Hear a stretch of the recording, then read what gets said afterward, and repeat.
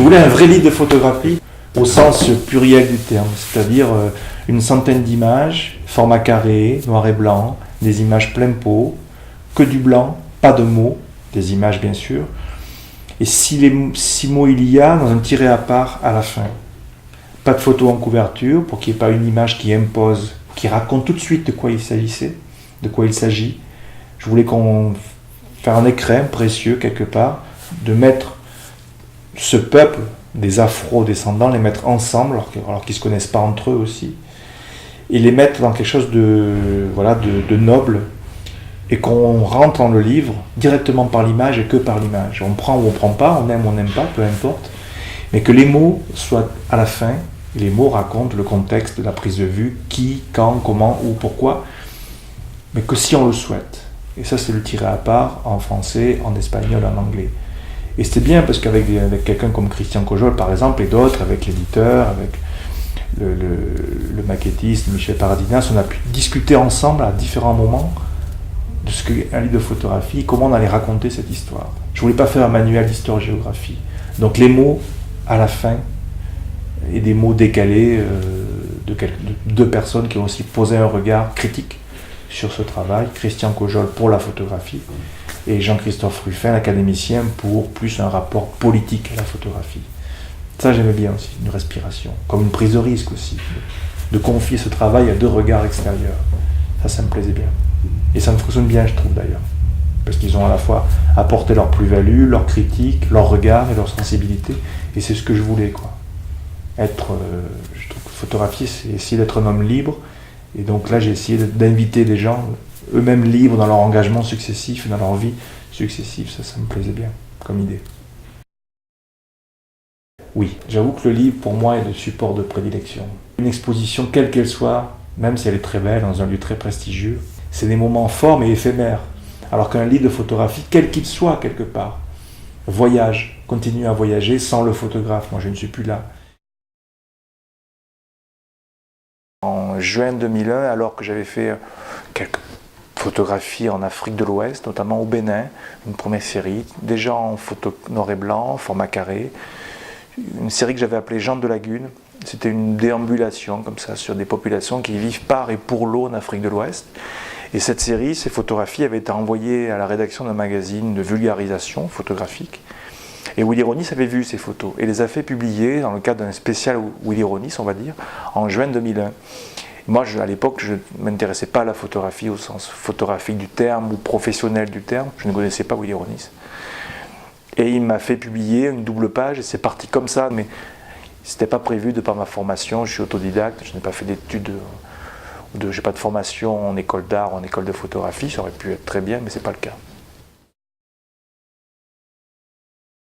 Mes goûts, ça peut aller du Richard Avedon, Irving Penn, Jean-Paul Goude, Denis Dailleux, Bernard Descamps, Françoise Huguet, Sluban Claudi, Bruno Boudjelal, des photographes d'hier et d'aujourd'hui, beaucoup la photographie africaine, puisque dans tous ces voyages en Afrique depuis plus de 15 ans, je passe toujours beaucoup de temps à essayer de dénicher, de partir à la rencontre du photographe du coin.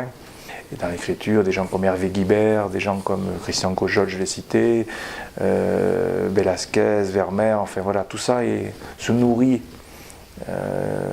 les uns les autres. Donc moi, j'essaie d'être à la fois éponge de tout ça, en fait. Donc je ne me limite pas simplement à la photographie ou à ma famille photographique, qui est plutôt une photographie documentaire au sens large, mais je pense que tout ça est lié forcément. Donc voilà, c'est toujours aller voir ce qu'il y a derrière la colline d'en face, quelque part. Pour moi, l'Afrique, c'est pas une terre de récréation, c'est pas un joli petit coin de paradis. Il n'y a pas de, en tout cas, je suis attentif à ça, mais il n'y a pas de, chez moi, le rapport à l'Afrique, il n'y a pas d'exotisme. C'est tout simplement un territoire que j'ai rencontré par hasard ou simplement issu de ma formation d'historien géographe, où je m'étais spécialisé sur l'histoire contemporaine de l'Afrique francophone à travers des recherches purement universitaires.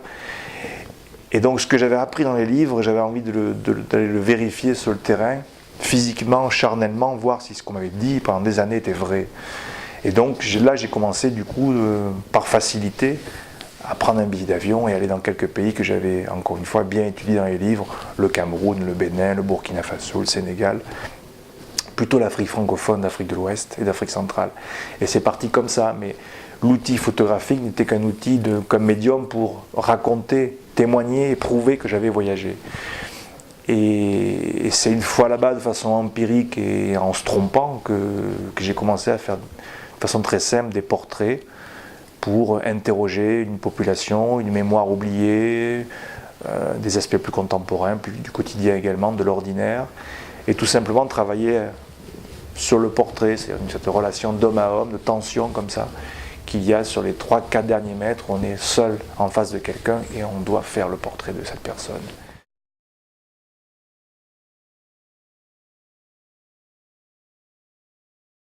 Quand j'étais dans la démarche universitaire, je m'étais spécialisé sur l'histoire des tirailleurs sénégalais, c'est-à-dire des hommes africains qui, un jour de leur vie, sont venus dans l'armée française. Et par exemple, dans les livres d'histoire-géographie, d'histoire plutôt, on me disait, bon voilà, ces hommes sont des hommes du temps passé, ou on les présentait comme des hommes du temps passé. Et la photographie m'a servi à tout simplement montrer que ce sont encore nos contemporains. Et à ce titre-là, ils ont une dignité, une expression, des revendications, une existence encore pendant quelques temps. Les mois et les années futures vont être destinés à changer un petit peu de cap, c'est-à-dire que là je vais terminer un travail en couleur, en polaroid, tout petit polaroid, sur un voyage autour d'une mer qui s'appelle la mer Noire. Donc là je change de propos. Et je reprends un texte de Jules Verne qui s'appelle Kéraban, qui est un mauvais texte, qui n'existe pas dans les anthologies Jules Verne, Kéraban le Têtu, où Jules Verne raconte l'histoire d'un marchand d'étoffes à Istanbul, qui fait son travail, qui vend des étoffes, rive européenne, et lui il habite juste en face, sur la rive asiatique en Asie mineure. Et un jour le sultan décrète une taxe, un ton-lieu, qu'il faut payer pour traverser le Bosphore. Kéraban le Têtu refuse. Et pour rentrer chez lui juste en face, il fait tout le tour de la mer Noire. Jules Verne raconte cette histoire et la romance, et moi en tant que photographe, je reprends ce chemin virtuel en oubliant le texte Jules Verne, qui n'est pas très bon, qui est assez misogyne, etc.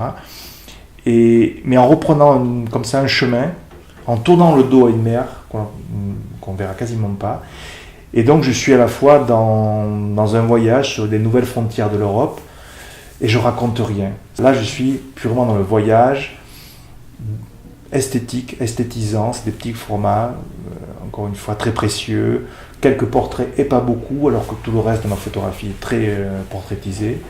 Donc voilà, ça va être une respiration avec, j'espère, un petit livre qui sortira dans quelques mois, avec voilà, une petite page blanche, les petits polaroids, on retourne, et peut-être la réédition de ces 50 pages. D'un texte presque quelconque de Jules Verne. Ça me plaît. Voilà. C'est toujours l'homme et son territoire, mais je suis entre littérature, photographie, temps présent et temps passé. Ça me plaît bien.